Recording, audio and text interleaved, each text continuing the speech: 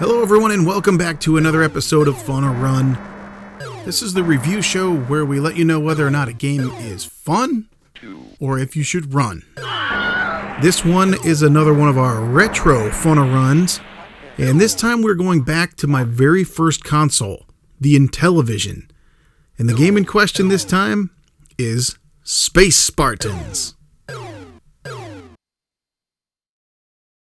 So hello everyone, this is Chad the Gaming Dad with you, as always, and we are not only breaking out the old Intellivision today, but also the Intellivoice.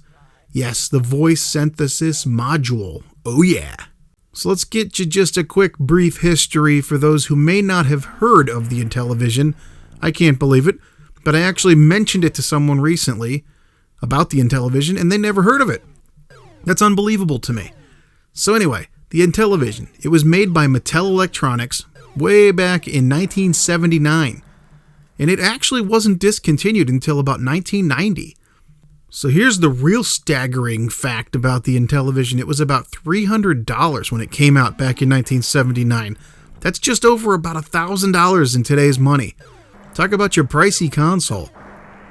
This was the direct competition to the Atari 2600, and they even had direct attack advertisements, complete with George Plimpton. Talk about your intimidating figure. Which is why, after Star Strike, asteroids left me rather flat. Star Strike, new for Intellivision from Mattel Electronics. So the Intellivision, instead of just the joystick and only one button like the Atari, the controllers for the Intellivision were a 16-direction disc, which actually is kind of similar to how we have analog sticks now, but it was just one, and it was just a big disc that you would push around. There was also a complete keypad and 2 buttons on each side. Tons and tons of buttons on these controllers. Pretty complicated stuff, but not every game that played on here used all of the buttons.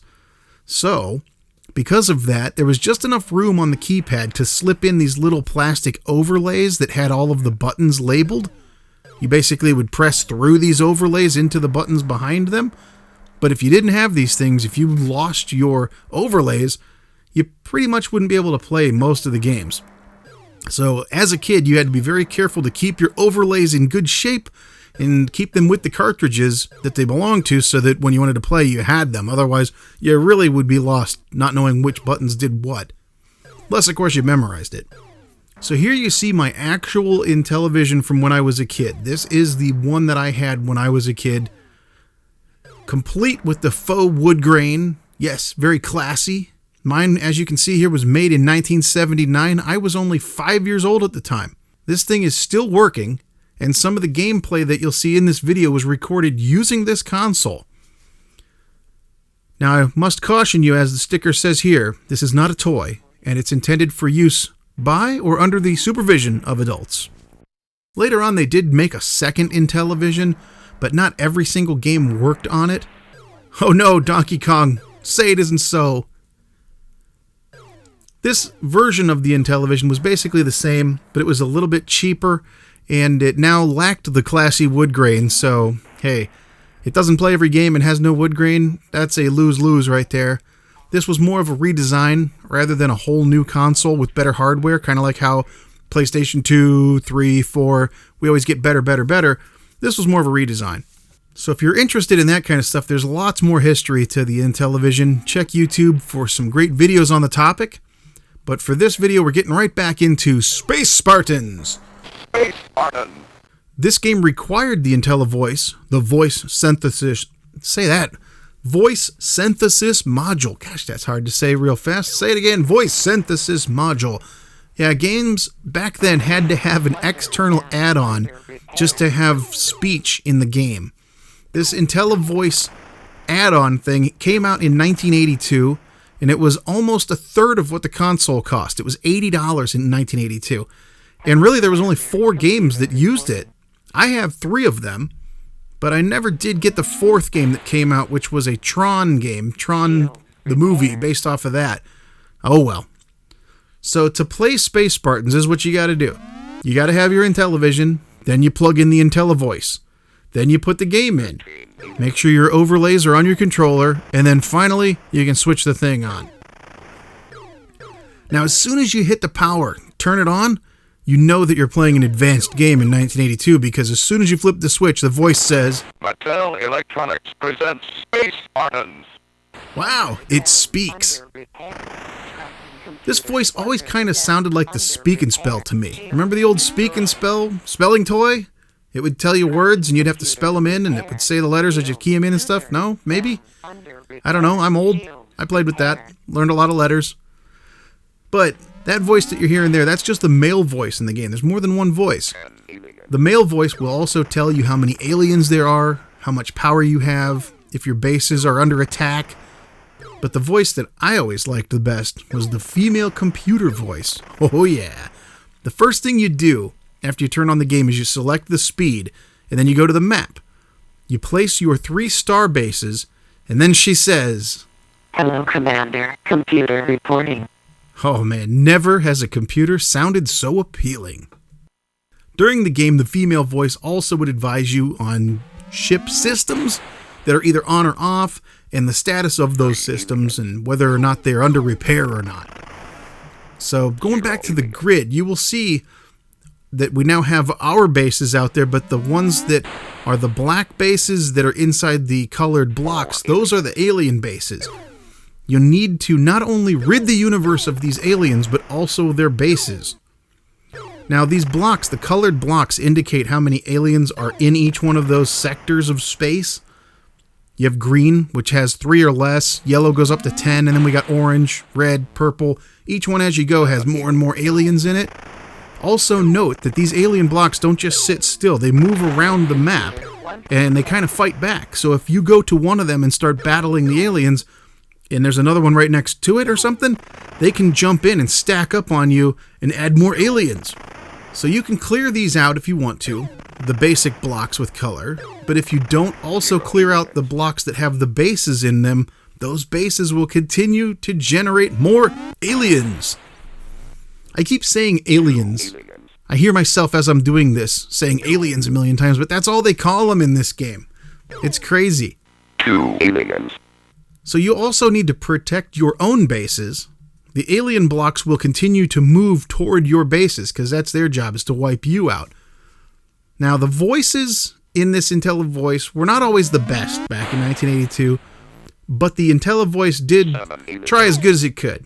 But it really had trouble saying Starbase. I'm pretty sure your bases were called Star Bases, but the guy's voice just sounds like he's saying Stombase.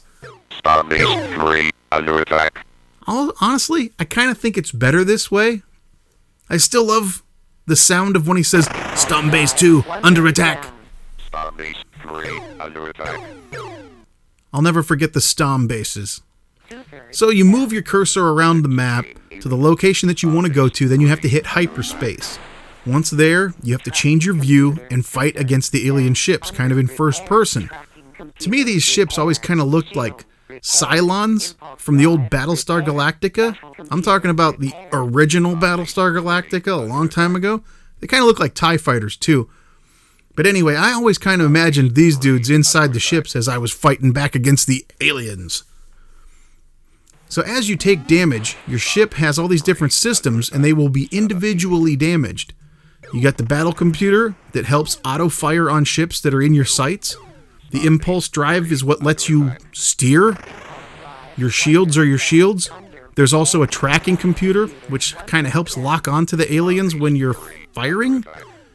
But each bit of damage makes each one of these systems individually less effective until they're 100% destroyed.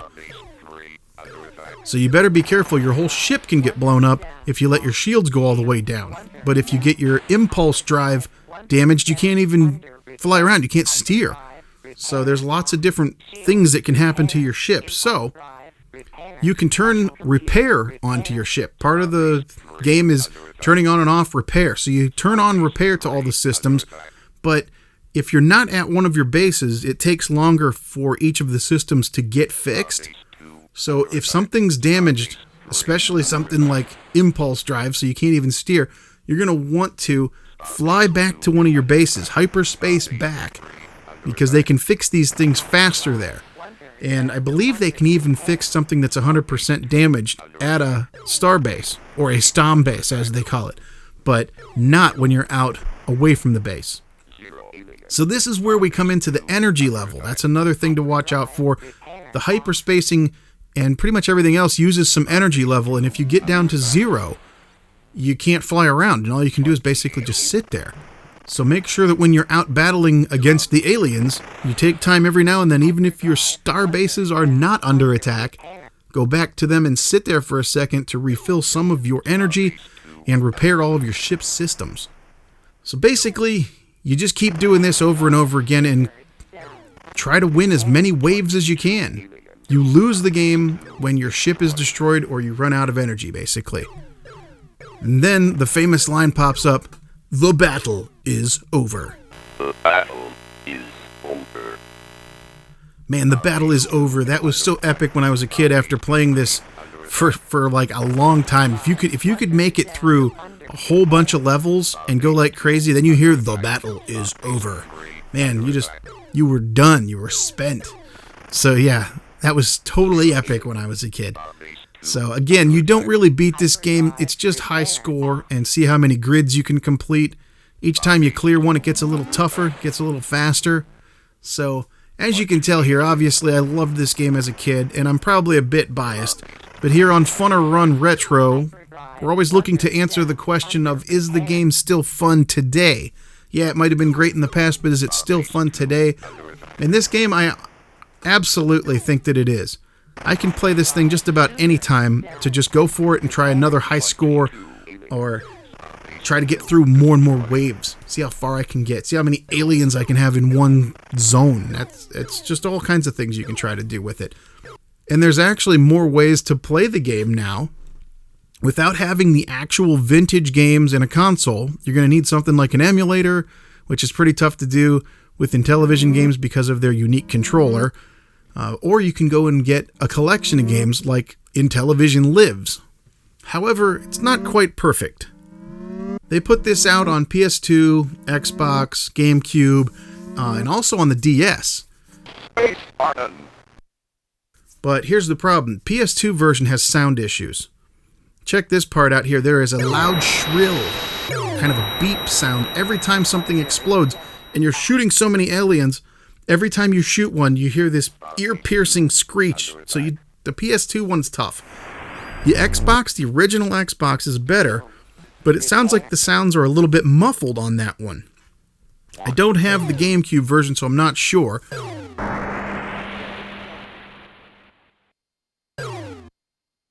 But the DS version here, this one's actually not too bad. Space Spartans. But the speak and spell guy won't say the numbers, so you hit the button to find out how many aliens there are, and all he says is, aliens. Aliens. Aliens. If you hit the thing to find out what your power level is, to check and see how your power is doing, you hit that button. Normally he says power level something. On DS, all he says is power level. And that's it. He just won't tell you what the number is. Otherwise, the DS is kind of cool because the keypad overlay now is the lower screen. It's just like old times. If you think about it, the original Intellivision is kind of like a DS in a sense because all your buttons are down on that keypad. You have to look down and then you look back up to the TV. So it's almost like a dual screen kind of thing, except for that it wasn't a screen. So I really love my old Intellivision. And believe it or not, there's actually a new one being planned and developed for release in October of 2020. Tommy Tallarico from Video Games Live. They do music shows where they play video game music live.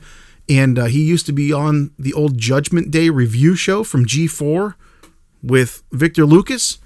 This guy is now the head of the new Intellivision company, and they're making what's called the Intellivision Amico. And they're going to be bringing new games to it and updated versions of old games. And it looks pretty cool. It's definitely going to be an alternative to the mainstream consoles that we have, but there you go. So Space Spartans, yes, it's 100% for sure fun. It is still fun even all these years later.